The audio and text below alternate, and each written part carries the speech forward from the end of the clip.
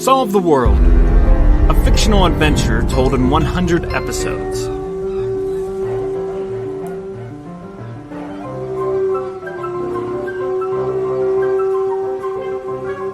This week, episode 22, The Great Debate.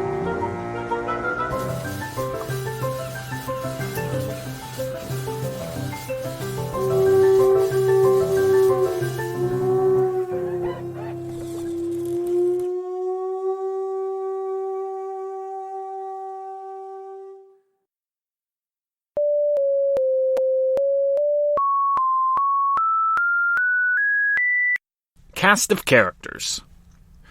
Jennifer Dash, known as Jen Free. Captain Alfred Bacon. First Mate Emanuela Godard. Elizabeth Schumacher, known as Lizard. Dr. Anthony Merkel, referred to only as Merkel. Alexandra Keitel, referred to as Lex. Father Benjamin Thomas. Timothy Isaac, referred to as Sir Isaac. Miles Faw. Jorge Robles.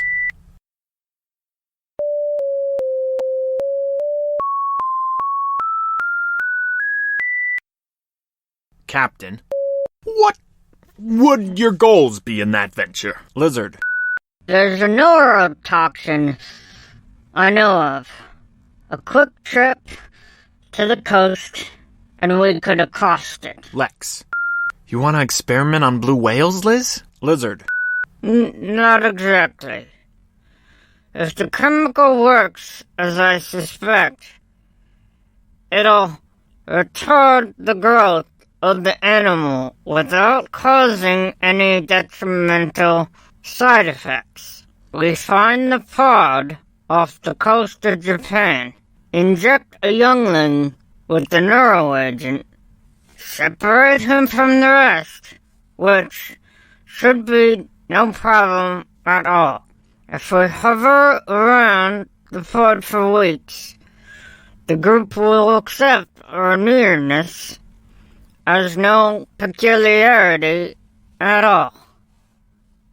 Ideally, the pod will slowly start to reject our chosen one.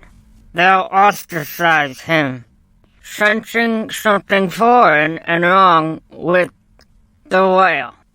We swoop in, we feed him, we accept him, we cherish the mammal. Expunged from his family, the blue will choose the Orion as mother. Will migrate away from the pod, and again, ideally, the youngster follows us. And if not, we'll have a tracking beacon on him. So finding him shouldn't be a problem. Jen. I had a tracking beacon injected into me once. Robles. You want a midget blue whale as a pet. Lizard.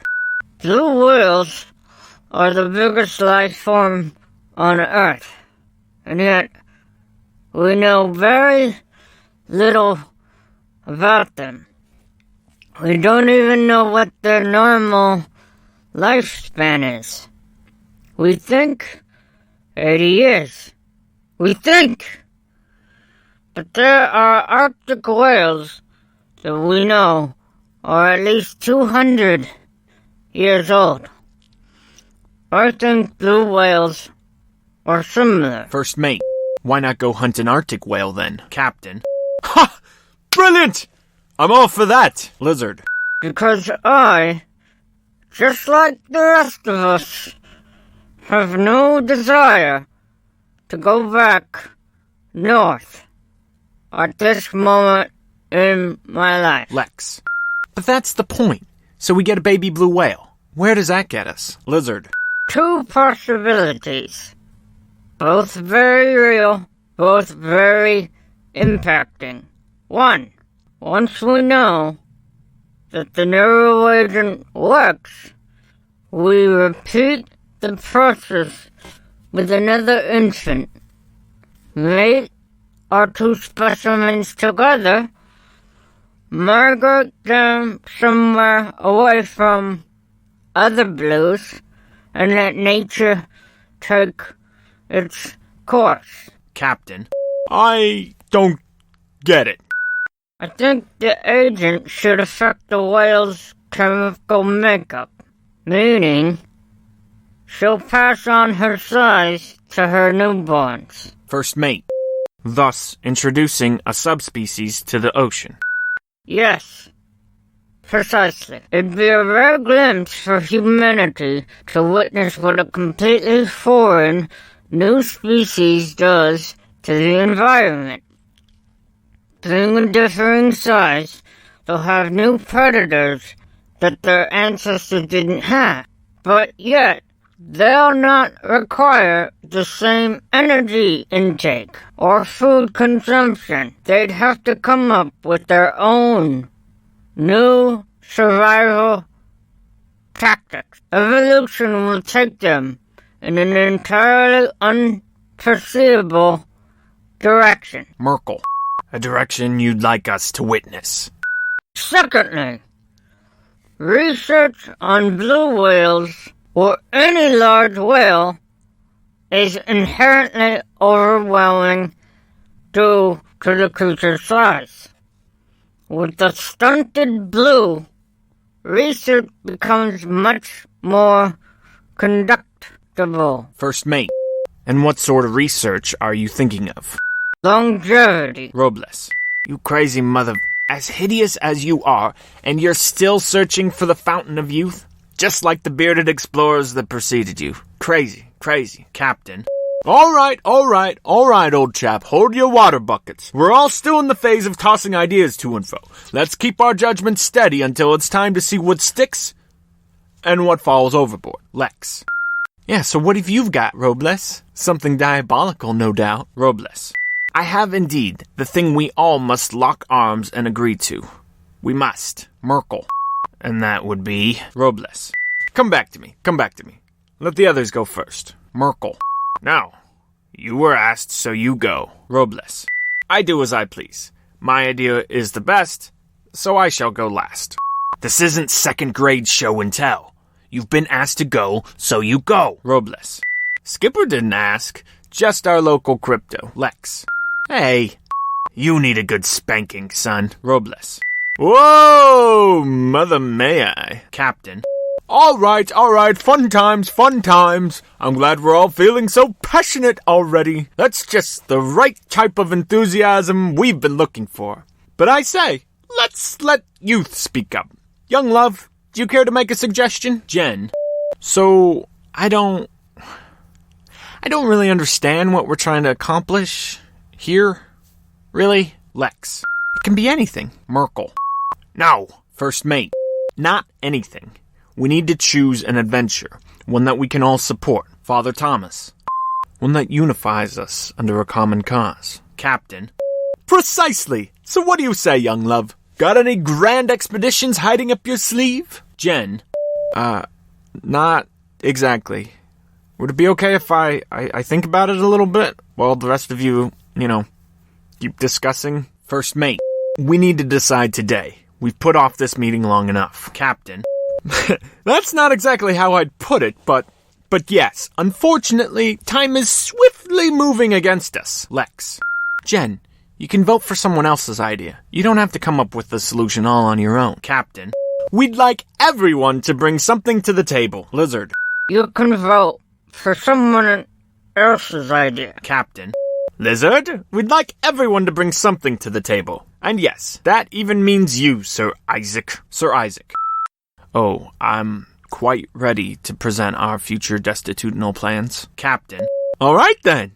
Let's hear it. Robles. Here's the thing. I know my plan isn't, how do you say, amenable to the rest of the crew. Sir Isaac.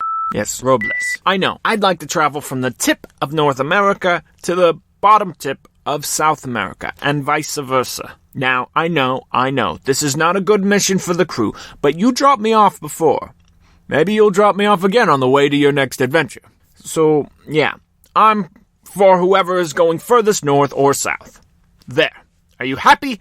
Are you really happy now? All of you, I don't have a good plan. Sue me. Jen. Where's he going? Father Thomas. Mr. Robles has arguments in his head before he actually speaks up. I'm sure we shot him down 100 times before he just now opened his mouth. Fa. He'll be back in a moment. The anger runs its course through him pretty quickly. Lex. It's really quite a sight to behold how quick his turnarounds are. Captain. Isaac, I'm eager to hear your idea. Lizard. So am I. First mate. Go ahead, Isaac, tell us. Father Thomas. Yes, I for one would very much like to hear. Sir Isaac. The Black Stone. The Kaaba of Mecca. Jen. The what? Sir Isaac. Various calculations purport that cube, that place, is one of the 7 strong points on Earth. First mate. 7 strong points? Gravity is not what we think it is, and it's not dispersed evenly on Earth. Roughly speaking, the Earth is most bulbous at the equator. Therefore, there's a higher gravitational field there. The Earth then flattens at the poles. But there are 7 notable anomalies, places where the gravitational field is not what it should be. Lex. And Mecca's one of those places? It's the 3rd strongest in the world. Merkel. Where's the first 2? The strongest is in the middle of the Atlantic, which may give scientific cause to some of the Bermuda Triangle myths. The second is in northern Scotland. Lex. Scotland? Really? But Mecca interests me most. Its obvious religious significance can't be overlooked. Robles. What do you mean by that? Lex. See? All better already. Robles. I heard everything. Sir Isaac. If a place is historically venerated, the way the Kaaba is, there usually is some mathematical reason for such zealotry to evolve. Captain. You think the most revered site in all of Islam is because of a scientific anomaly? Merkel. What do you actually want to do there?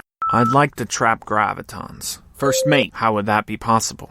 Simply put, if there's more of them there, then they should be easier to catch. Merkel. Sounds simple enough. Captain. Okay. Before we raise our hands for Isaac's religious quest, let's all have our ideas spotted, okay?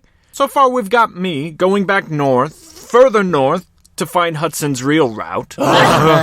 Lizard wants to give coffee to an infant blue whale, and Sir Isaac wants to sneak into Saudi Arabia. Who's next? Father Thomas? Father Thomas. Yes, well, I have no actual expectations that any of you will like this idea, but I've heard rumblings of underground church meetings in North Korea. Apparently, since the border between North and South is pretty well attended by guards, there's this partially man-built running caves that go from the communist side to the religiously tolerant South. From what I've heard, members of the church from both North and South meet in these caves for secret services. Jen, like the Underground Railroad. Father Thomas. Yes, I think it's very similar. A connective tissue between the free and the oppressed. First mate. And why should we visit them?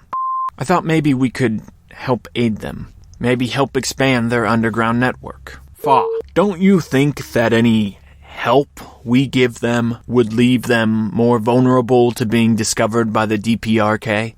The what? Excuse me? Fa. The Democratic People's Republic of Korea. Whatever we do, wherever we go, we have to report back to Babbitt. I'd hate for our mission to help a hiding people be invalidated by our duty to report back to an unknown quantity. Captain. Yes, that's true. Whatever our mission, I'll most certainly have to report it back to Lilith. She's funding this expedition. We very well can't leave her in the dark. Jen. We could tell her that we're doing something else. First mate. You'd lie to your boss? For that?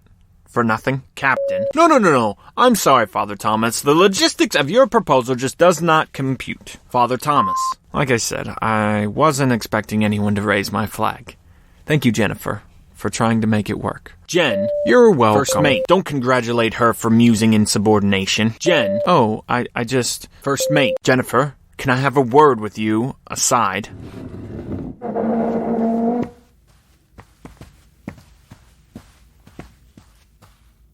First mate, I want you to know that what you said in there is entirely out of line. If I see glimpses of that sort of attitude again, I'll see to it that your stay on the Orion is brief, one way or the other. I'm sorry, I guess I don't really understand what the big deal is. Don't you be flippant with me, slut. Excuse me? Don't speak to me like that. See, that's an example of acceptable anger. It's okay to be angry, Jen. Really. Most any emotion is acceptable on my watch.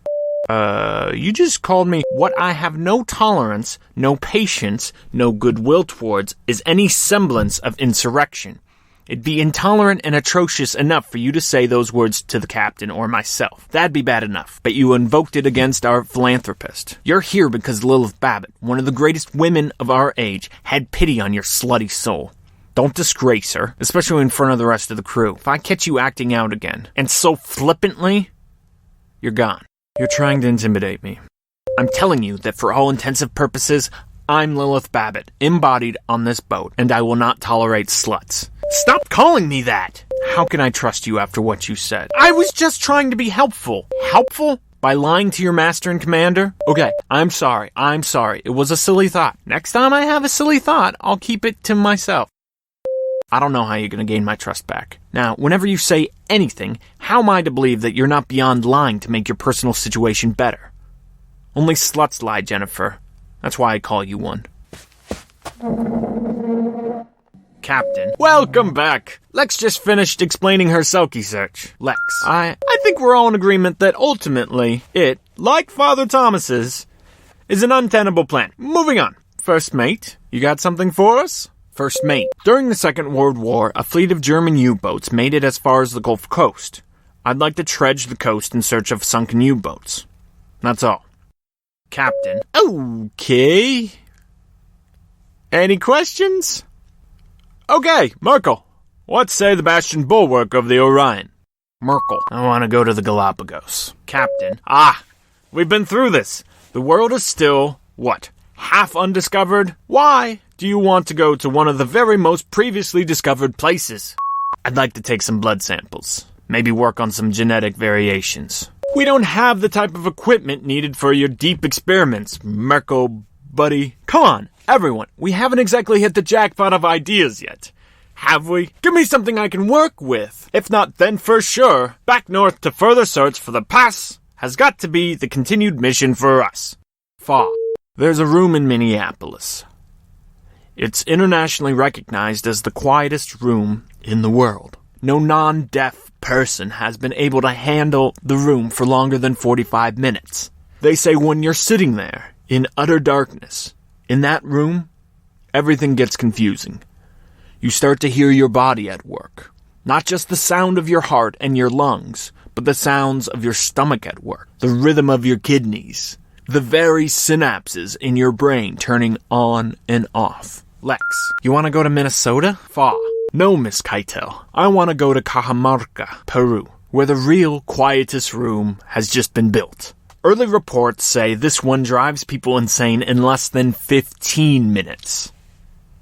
I've never been mad, but my whole profession, my whole way of life is about examining the mad, sympathizing with the insane. This is a chance to have that temporary experience. Doesn't it pull at your imagination to know there's a room that can't be fathomed by mankind? We could be the ones to endure it, and document it, and surpass it. I vote that the Orion experiences this room, and with our collective intelligence, rediscover the world in a way no other team of investigators could. Lex. Wow, that sounds intense. Lizard. How do you know that this room is truly greater than the Minneapolis one? Because a coalition of major world power governments helped build it. Currently, it's used as an international truth serum. This room is the future of torture. You want us to torture ourselves? Opportunities created in which we can bend our minds inward are rare. I want us to seize this opportunity while the room is still gettable. Merkel, is this opportunity going away? It was made through various government agencies. Once the room proves its worth, one tribe will inevitably try to strip the others of its access. This will begin a proxy fight for the room. Those never end well. For now, for the moment, it's a sleeping giant. I want us to steal the giant's gold before he wakes. Lex, I'm not sold. While you're in the room, you'll experience what's called tendrilism. That's the experience of losing your disconnection from the world.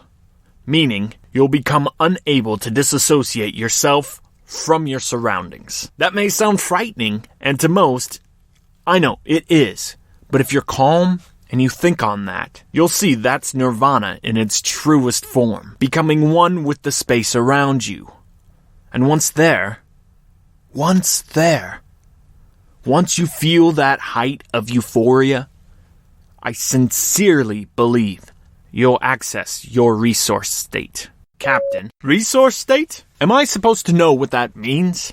That's your purest state of being, a place of mind that allows you to tap into your most novel realms. Most of our lives are played out like a bad recording. Our brain feeds from the same cognitive frameworks day after day. However, from the womb until about 8 months of age, our brains are just gooey goodiness, a mush-like substance. And that's really exciting. Only with time does everything freeze up and harden. Hardening is good. Or maybe a better way to put it is, it's necessary, because it allows us to draw conclusions and make decisions. But the mush phase, that's when our potential is completely unlimited. When you have access to your resource state, your brain functions again as if it's in its infancy. That's bad, of course, if it completely resets. But the goal is, and what readily happens to adults who experience the resource state, is that when you come out of it, your mind re-ferments, and then has a lens by which to investigate your experience in the resource state. You have the experience, and then once you're out of it, your brain calcifies, and you can then examine the contents of that experience. Lizard. It's a profundity center, a place that makes you have truly novel thoughts. Sure, that's a great description. Lex. Okay. Well, sign me up. My vote's with Fa. Captain. Whoa! Let's not take our horses to the feed trough before we're ready to dismount now, shall we? Let's hear all the ideas first, before we start throwing our weight around one way or another. Merkel. I think, Captain. Oh, and by the way, I'll say this out front just to be clear. You know I support each and every one of you. Well, except maybe Big Bag of Bones Isaac. Very well, I support each and every one of you that serves an actual role on the Orion, that plays a part that allows him or herself to be a cog. If you're that, well then I support you. That's why we often do things democratically. We make decisions together, as a team. But all things are not quite equal, and there are certain non-negotiables. In this case, I am of course referring to the reality that as captain, I get 2 votes. Lizard. It won't matter. No one's voting for Alaska. Captain. Not Alaska. Canada. If you'll just look at the map here. First mate. Miss Free, I believe you are last. Jen. Yeah. Here it goes.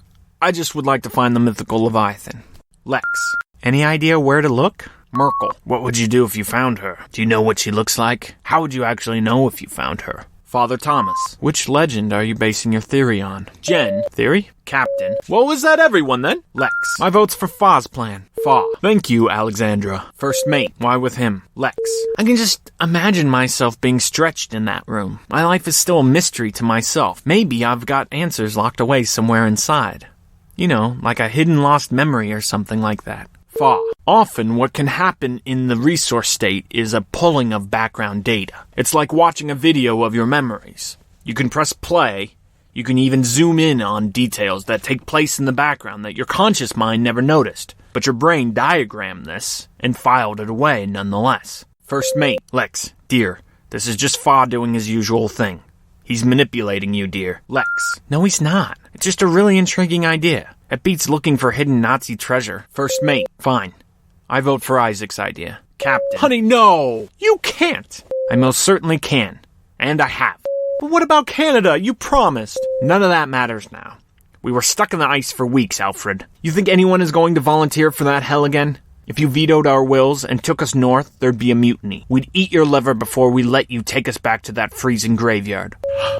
I can't believe my ears. Merkel. I also vote for Isaac's proposition. I'd very much like to carbon date the Blackstone and the Kaaba. Oh, big surprise there. Do you have a will of your own, Tony? Or do you just wait for the first mate's approval to take a poop? Father Thomas. Alf, this isn't how you should be acting. Oh, isn't it? Isn't it? Where's your allegiance, Father? Whose fish are you frying? Father Thomas. I don't like the idea of messing with a Muslim holy site. In Fa's quiet room, it sounds like a soulful place. Somewhere where distractions are minimized and prayers can be thought in peace. I'd like to pray in your quiet room, Miles. I'm with you. Great. So it's the manipulator versus the deadweight. That's our options. What about you, Lizard? You got any sense in that abominable mug of yours? Lizard. Classy, Captain. I vote for finding the blue whales. You vote for yourself. Cool. Merkel. That's 3 votes for Isaac's mecha voyage, 3 votes for the silent room, and 1 vote for blue whales. Jen, Jorge, it's you 2 and the captain. Jen, I'll vote with Lizard. Merkel. 3 for mecha, 3 for Peru, 2 for blue whales. Robles. I'm going to go with Sir Isaac. Maybe I'll even find God. Merkel. That's 2 for the blue whales, 3 for Peru, 4 for mecha. And I suppose you're voting for yourself then, Captain. If it's mud wrestling between the psycho and the psychic, I'll choose the psychic. We're going to South America. Maybe a little equatorial sun will change your minds about old Hudson and his unfound past. Lizard. I changed my vote to Mecca. I changed to Mecca. What? No. The vote's over. The deal's done. She can change her vote if she wants to. No, she can't. If we let people swap around, then we'll float here till summer. We all spoke our votes into being, and now we move on with life. I'll set our coordinates for Peru, and we'll set our sails in the morning. End of show. End of debate. No. Lizard rightly saw that her vote didn't count. This was a 2-horse race, so she chose the party she liked best. Isn't that right, Lizard? That's how it is, yes. Fine. But even if I grant you that, it's still 5-5. We're stuck. Not if Jen changes her vote too. What's it gonna be, little girl? Mecca or Peru?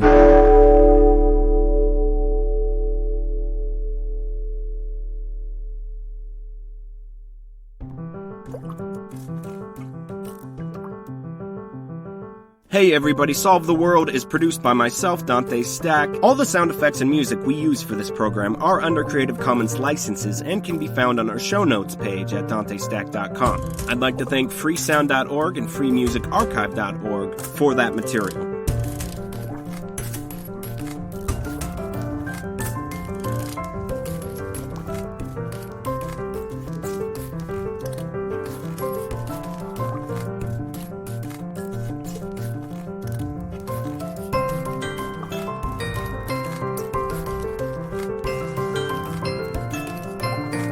Hey guys, if you like the program, please help me sustain it by writing a review on iTunes, sharing this program with a friend, or donating on our donations page at dantestack.com. Thanks. See you next week. I don't need to explain to you the impact Jen's decision will have for the 10 human souls of the Orion. Her decision locks in a particular destiny, and we're about to find out just how far that adventure will lead her. Mecca or Peru. Next week, the crew sets sail for their destination.